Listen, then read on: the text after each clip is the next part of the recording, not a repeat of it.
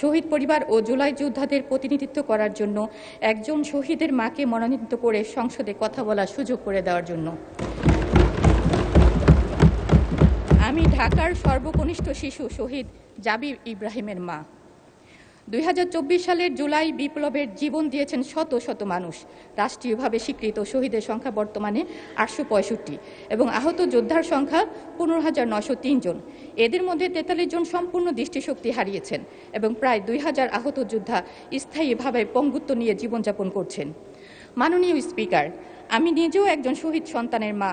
তাই আমি জানি একটি পরিবার যখন তার সন্তান হারায় তখন শুধু একজন মানুষ হারায় না, একটি স্বপ্ন হারায়, একটি ভবিষ্যৎ হারায়, একটি পরিবার তার আশ্রয় হারায়।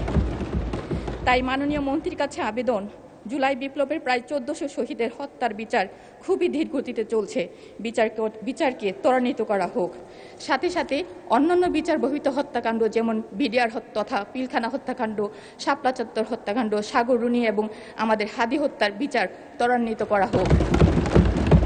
আমাদের সবার প্রিয় শহীদ প্রেসিডেন্ট জিয়াউর রহমানের সুযোগ্য সন্তান মাননীয় প্রধানমন্ত্রী জনাব তারেক রহমান বলেছেন জুলাই সনদ অক্ষরে অক্ষরে বাস্তবায়ন করবেন। পুরো বাংলাদেশ তার দিকে তাকিয়ে আছে এই প্রতিশ্রুতির সত্যতা দেখার জন্য।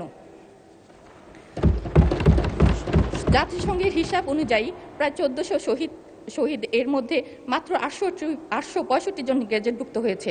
দীর্ঘদিনেও বাকি শহীদদের গ্যাজেট ভুক্ত করা হয়নি। এই জন্য বিশেষ টাস্কফোর্স তদন্ত কমিটি বা তদারকি সেল গঠন করা হোক।